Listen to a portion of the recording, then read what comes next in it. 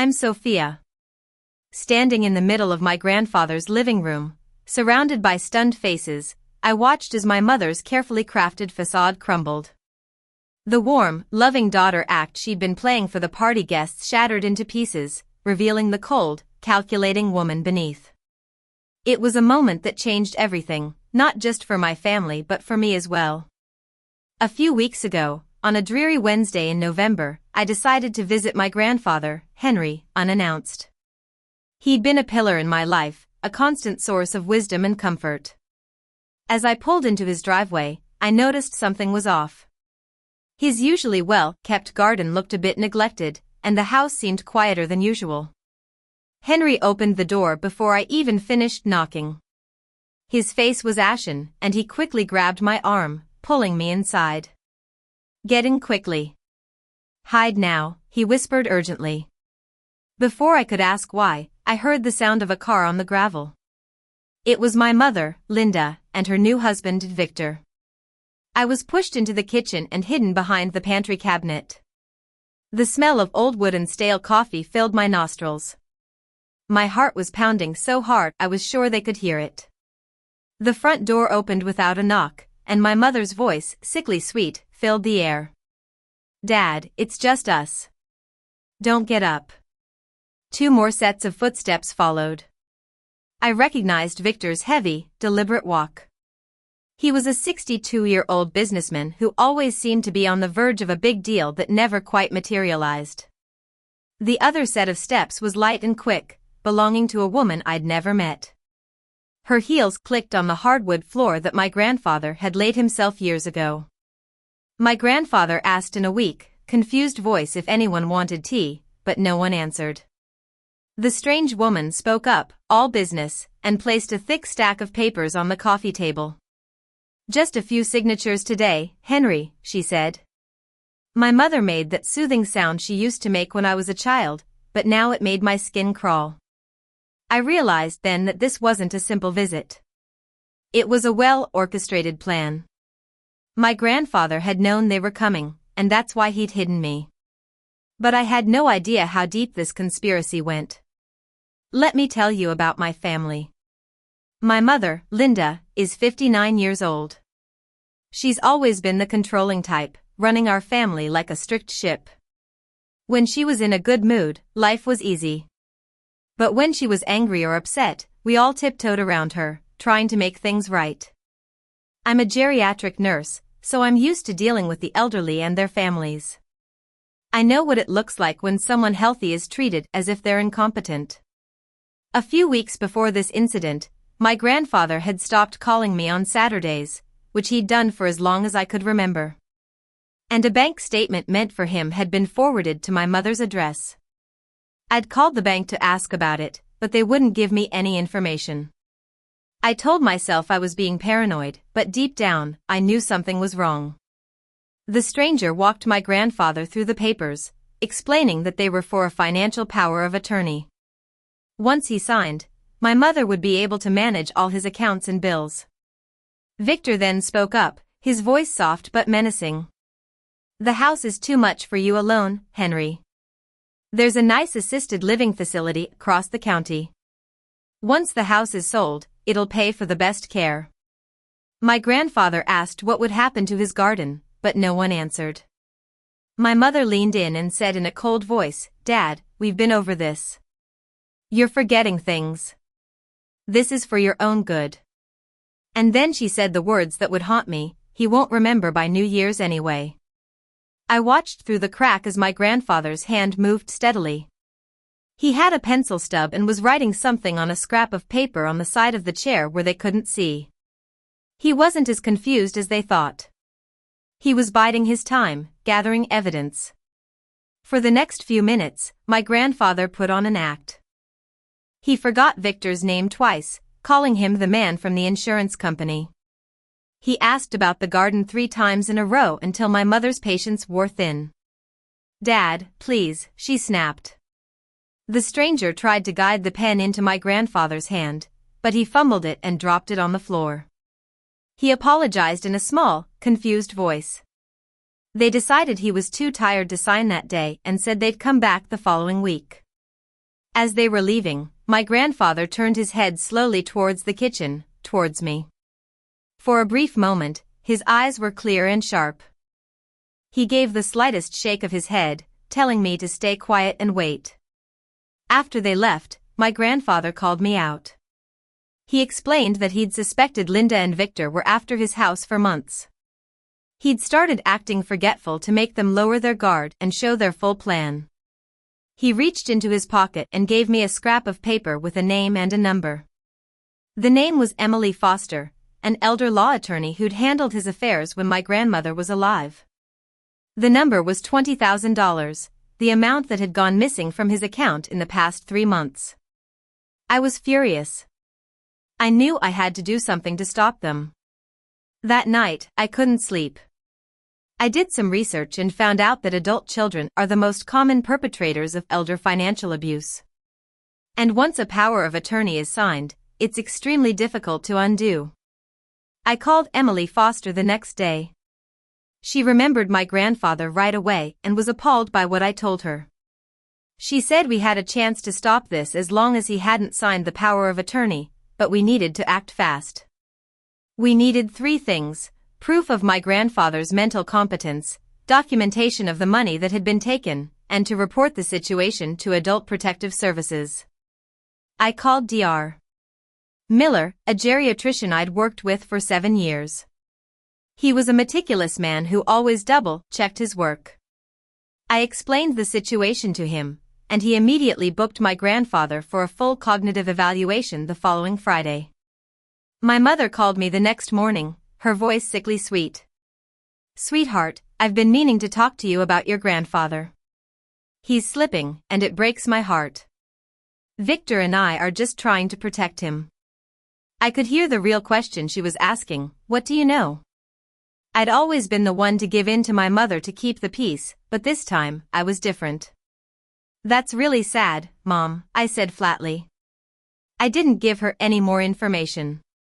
She was taken aback by my response and quickly changed the subject, mentioning my grandfather's 85th birthday party at the end of the month. "The whole family will be there. It'll be wonderful," she said. But I could hear the hidden agenda in her words. She was planning something, and she wanted witnesses. On Wednesday, I took my grandfather to the bank. He wanted to change his mailing address back to his house and get a printout of all his transactions for the past 6 months. We sat across from a young banker named Ethan. My grandfather politely asked why his statements were being sent to my mother's address. Ethan said a change had been requested on his behalf. When my grandfather asked who authorized adding Victor as a signer on one of his accounts, Ethan's face turned red. It turned out that a woman named Clara, who called herself an elder care consultant, had coaxed my grandfather into signing a limited authorization under the guise of helping with his bills. Ethan then dropped a bombshell. Someone had called ahead to tell the bank that a financial power of attorney naming my mother was coming soon, and they should be ready to honor it. I asked my grandfather if he'd signed anything, and he said no. They were waiting for the right moment, at the birthday party, surrounded by family. That night, I looked into Clara. She wasn't a lawyer or a licensed social worker. She was a notary who worked on commission, getting elderly people to sign papers quickly before their families could object. I found out that she had a long block booking for the afternoon of my grandfather's birthday on her online calendar. It was clear that they had planned this down to the minute. On Friday, I took my grandfather to Dr. Miller's office. I sat in the waiting room for over 2 hours while he was examined. When they came out, Dr. Miller looked at me and said that my grandfather was one of the sharpest 85-year-olds he'd ever examined. He had excellent recall, sound judgment, and was fully oriented. He'd put it all in writing, dated, and signed the document. In the car on the way home, my grandfather gave me an old tin box. It had been my grandmother's. "It's time you had this," he said. He told me to open it at home and read the letter first. That night, I opened the tin box. On top was a letter from my grandmother. She'd written it a few weeks before she died, when I was still in nursing school.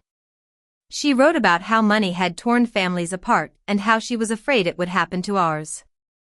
She also wrote about how my mother had always felt unloved, believing that my grandfather had loved his community work more than her. She pleaded with us not to let money be the thing that destroyed our family.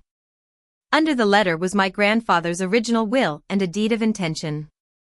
The house was never meant to be sold.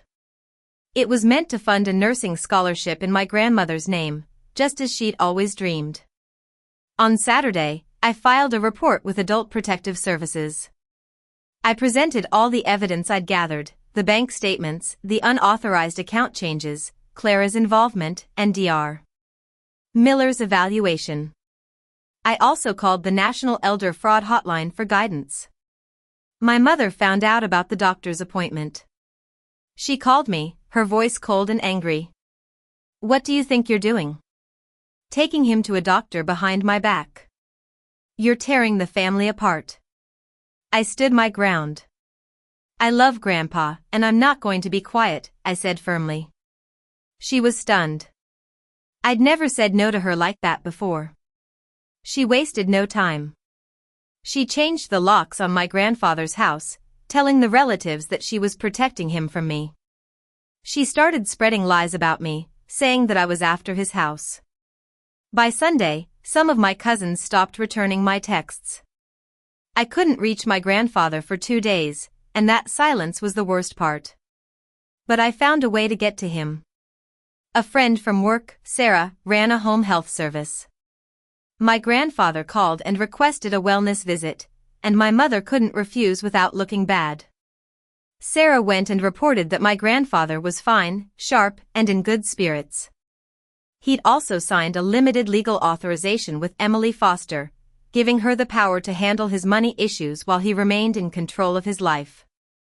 Over the next week, I prepared a folder with all the evidence. On top was Dr. Miller's evaluation, followed by the bank statements, the confirmation of the Adult Protective Services investigation, and information about Clara. At the back were my grandmother's letter and the original will. 2 days before the party, I found out the rest of their plan. Clara was careless with her scheduling, and my cousin told me what my mother had been saying in the family group chat.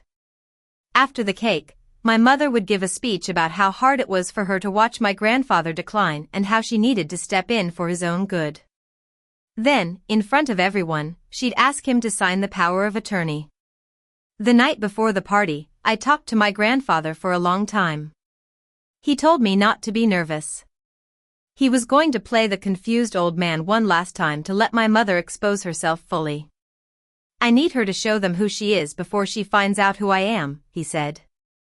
The party was a facade of love. The house was filled with people, balloons, and a cake with my grandfather's name and icing. My mother was the picture of the devoted daughter, moving through the room, accepting sympathy. Victor stood by the wall, watching the door, and Clara waited in the corner with a folio of papers. My mother picked up a fork and tapped it against her glass. "Everyone, I have an announcement about Dad," she said.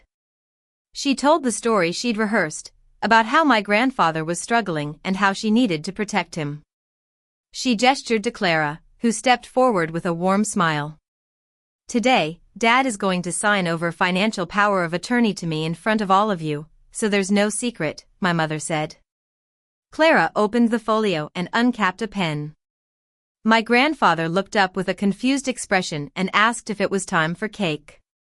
The room laughed, and I could see everyone falling for their act. But I wasn't going to let it happen.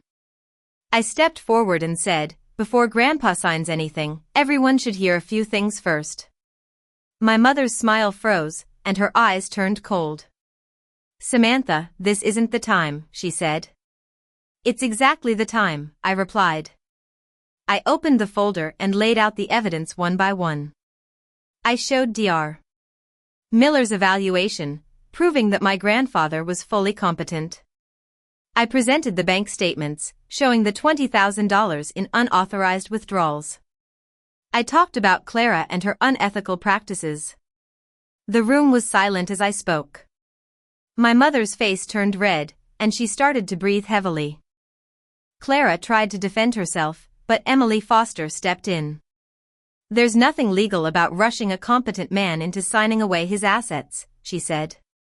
Clara left the room quickly. Victor was left looking small and cornered. I pointed out that the money had gone into an account he was on and that his business had failed. He had nothing to say. My grandfather then stood up. The fog in his eyes was gone. "I'm not confused. I've known what you were planning for months," he said. I asked Sophia to hide so she could hear the truth. My mother broke down. She started shouting about all the sacrifices she'd made, about how she'd felt neglected. But her words fell on deaf ears. I stood beside my grandfather, silent, as she ranted. In the end, the truth won. The power of attorney was never signed. Adult Protective Services continued their investigation, and most of the $20,000 was recovered. My mother lost all access to my grandfather's money and the image she'd spent a lifetime building. My grandfather stayed in his house, in his garden, with his real key in his pocket. We set up the nursing scholarship in my grandmother's name, just as she'd wanted. And for me, it was a turning point. I learned that standing up for what's right, even against family, is the only way to protect those we love.